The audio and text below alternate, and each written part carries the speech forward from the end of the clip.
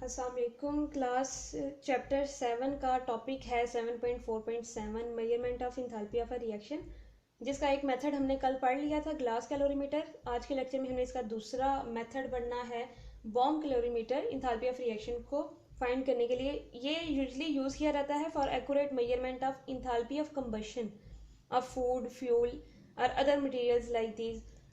तो enthalpy of combustion को find करने के लिए ये मेथड यूज़ किया जाता है, जिसके अंदर अगर इसकी हम इंस्ट्रूमेंटेशन तो देखें तो ये जो आपके सामने डायाग्राम है, इसके अंदर जो इसके ये आपको स्फेरिकल सा एक नज़र आ रहा है, ये एक्चुअली बॉम कैलोरीमीटर है। That is consisted of strong cylindrical steel vessel. Steel का ये बना हुआ है जिसकी लाइनिंग इनेमल से की जाती है ताकि क्रोयन से इसको बचाया जा सके, क्योंकि बाद में भी हम देखेंगे इसको हमने वाटर के अंदर इमर्स किया होता है और उसकी वजह से इसको जंग लगने का खतरा होता है, तो इसलिए इसकी इनेमल से लाइनिंग कर दी जाती है ताकि इसको क्रोयन से बचाया जा सके।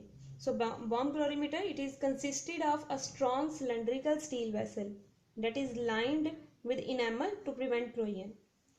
सेकेंड पॉइंट इसमें ये होगा कि इस बॉम के अंदर हम लेते हैं एक प्लाटिनम क्रूसिबल होता है, ठीक है, प्लाटिनम का बना हुआ एक आप कह लें कि डिश या क्रूसिबल कह लें, वो इसके अंदर प्लेस किया जाता है इस बॉम के अंदर।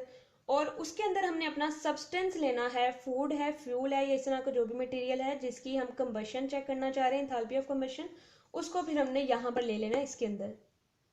और फिर हमने क्या करना है, यानी कि उसका जो नॉन मैस है, जितने भी हमने उसका ग्राम से लेने हैं उसके, तो वो लेके हमने यहाँ पर इसके अंदर प्लैटिनम क्रूसिबल में इसको प्लेस कर दिया। फिर हमने क्या करना है कि ये जो इसके ऊपर ये जो वॉल्व है इसको हमने टाइटली स्क्रू कर देना है और ऑक्सीजन को हमने सप्लाई करना है इस वॉल्व के ज़रिए से। ये जो इसके यहाँ पर आपको वॉल्व नज़र आ रहा है जिसको गैस इनलेट लिखा हुआ है, तो यहाँ से हमने इसको क्या करना है, ऑक्सीजन सप्लाई करनी है। हमने इतनी इसको ऑक्सीजन सप्लाई करनी है कि अंदर का जो प्रेशर है वो हो जाए 20 atm, यानी एक्सेस ऑफ ऑक्सीजन हम इसको सप्लाई कर रहे हैं। सो प्रेशर इनसाइड कितना होगा, 20 atm हो जाएगा प्रेशर। फिर जब हमने वाल्व को स्क्रू कर देना है तो बॉम कैलोरीमीटर को वाल्व को स्क्रू करने के बाद गैस हमने इसको प्रोवाइड कर दी, ऑक्सीजन जो भी है, इसको फिर हम इमर्स कर देते हैं। ये जो बाहर आपको कैलोरीमीटर नज़र आ रहा है इसके अंदर क्या है, वाटर फिल किया हुआ है और इस वाटर के अंदर फिर इस बॉम को हम प्लेस कर देते हैं, इसको इमर्स कर देते हैं इस वाटर के अंदर। हमने अब क्या करना है, पहले साथ में हमने थर्मामीटर यूज़ किया हुआ है, स्टिरिंग करते जाना है वाटर के साथ साथ। और जो हमने कंपाउंड अंदर लिया हुआ है उसकी कंबशन के लिए हम कॉइल यूज़ कर रहे हैं, इग्निशियल कॉइल जिसको लिखा हुआ है यहाँ पर। उस कॉइल को अटैच किया हुआ है हमने बैटरी के साथ। जब करंट सप्लाई करेंगे, सो इलेक्ट्रिकल कंबशन हम इसकी कर रहे हैं, करंट जब सप्लाई करेंगे ये जो इग्निशन कॉइल है ये हीटअप होगा, इसकी हीट की वजह से उसकी कंबशन होगी, उसकी कंबशन से फिर यहाँ से जो हीट रिलीज होगी वो हीट रिलीज होके यहाँ इसके बाहर जो वाटर है जिसके अंदर इसको इमर्स किया हुआ है उसको वो हीटअप करेगी और फिर वाटर का हम टेम्परेचर चेक कर लेंगे। जब हमने अभी रिएक्शन स्टार्ट नहीं किया उससे पहले, यानी रिएक्शन स्टार्ट करने से पहले जो वाटर है उसका हमने टेम्परेचर चेक कर लेना है, वो इनिशियल टेम्परेचर होगा।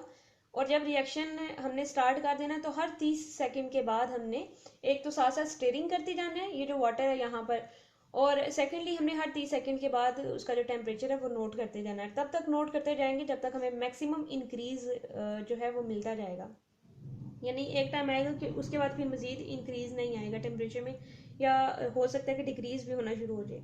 सो हमने फिर क्या करना है कि जो राइज इन टेम्परेचर है हमने उसको नोट करते जाना है after every 30 second till the maximum temperature is attend.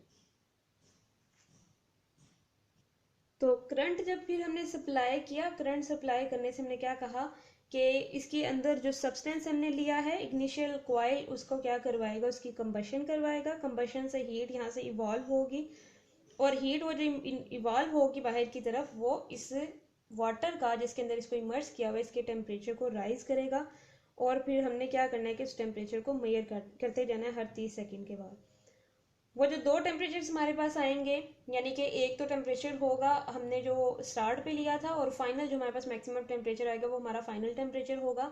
वहां से हमने ये डेल्टा टी यानी चेंज इन टेम्परेचर फाइंड कर लेना है, या इसको हम कह सकते हैं राइज इन टेम्परेचर। हमें पता चल जाएगा कि इतना इंक्रीज आया टेम्परेचर में।